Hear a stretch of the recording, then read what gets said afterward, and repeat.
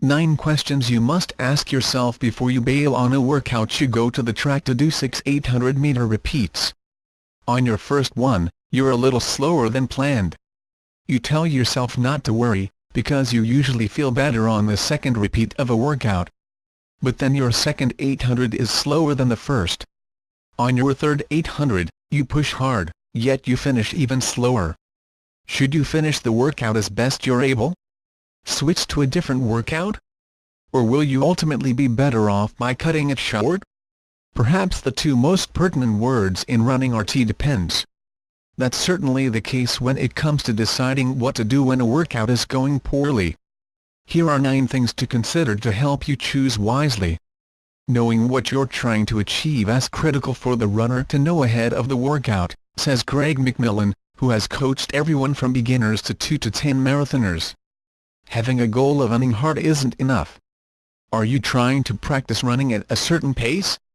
Or are you trying to accumulate a certain volume or duration of work at a given effort level, such as VO2 max or lactate threshold?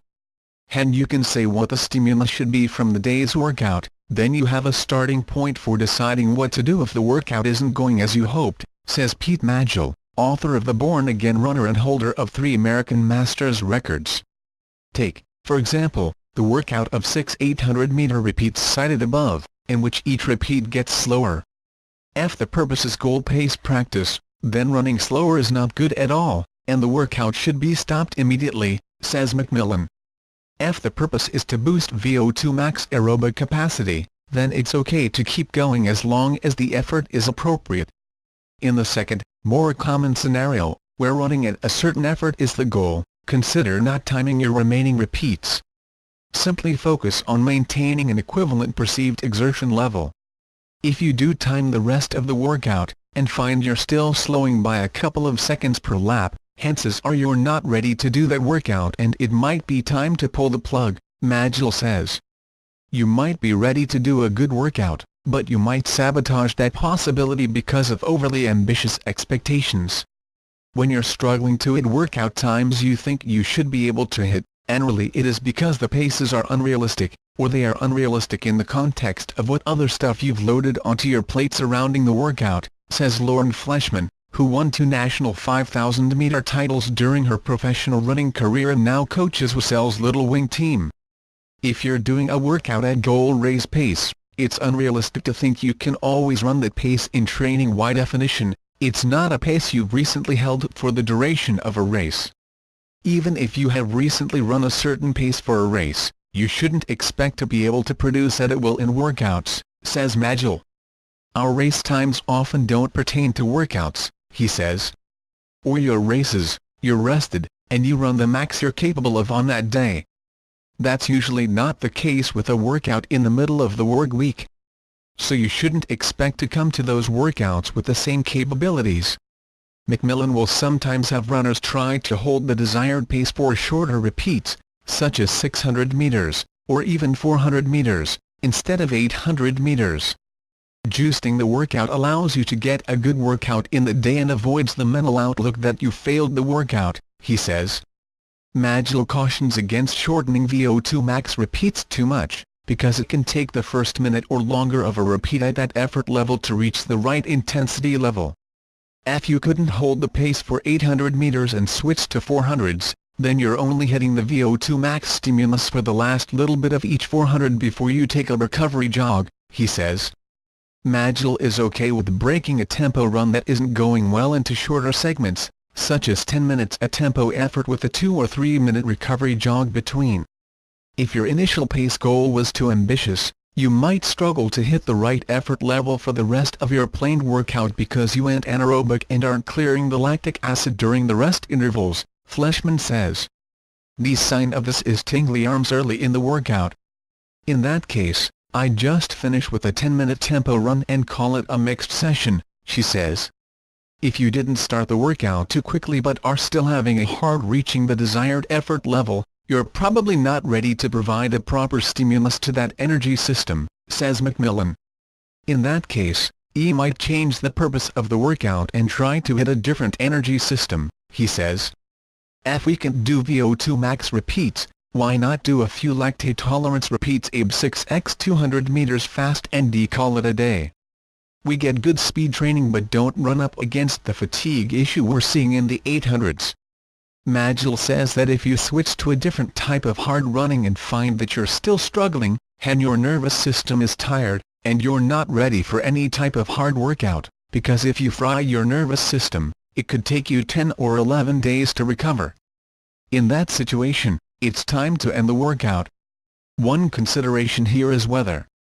If your primary goal is running at a specific pace and the weather is preventing you from doing so, save the session for a more conducive day, McMillan says.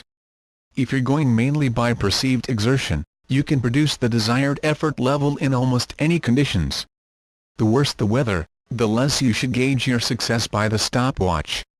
But outside factors can also mean things from your non-running life, such as poor sleep, a family or work crisis, or a meal that didn't agree with you.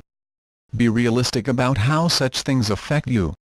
If the effect is enough to prevent you from keeping a pace you've been able to run in other recent workouts, switch to an effort-based session.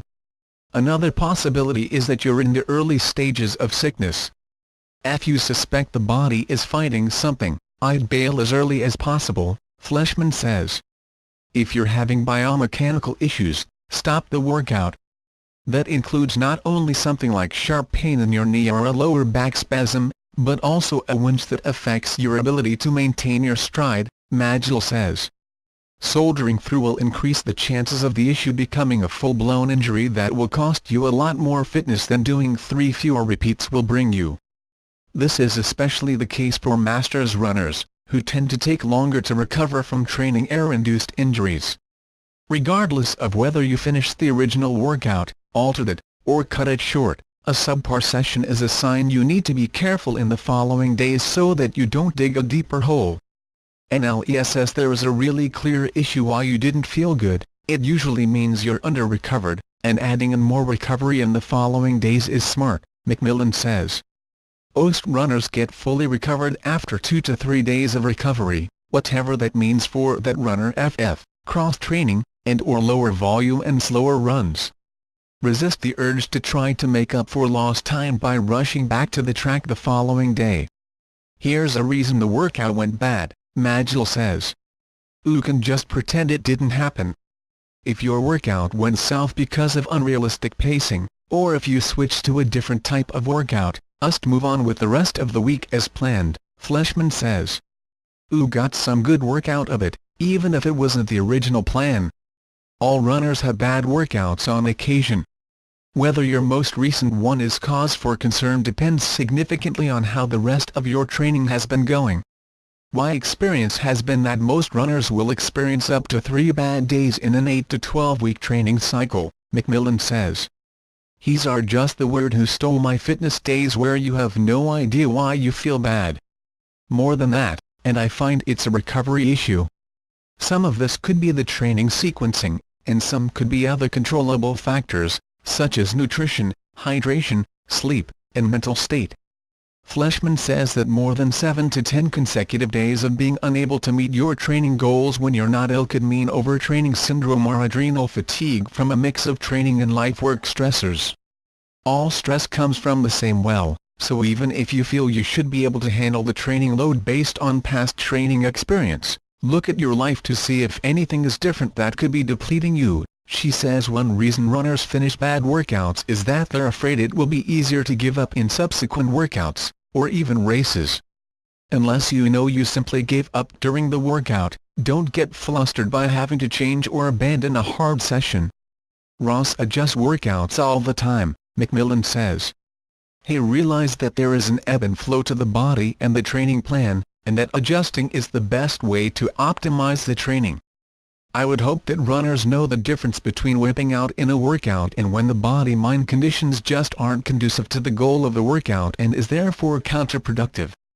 If you bail out of fear of failing, that carries over into racing, Fleshman says. If you bail because you listen to your body, you gain confidence in your ability to listen to your body. Showing the wisdom of a master in 2 senses of the word, Majel says, V never regretted cutting a workout short, But there are many times I've screwed things up by finishing a workout I shouldn't have.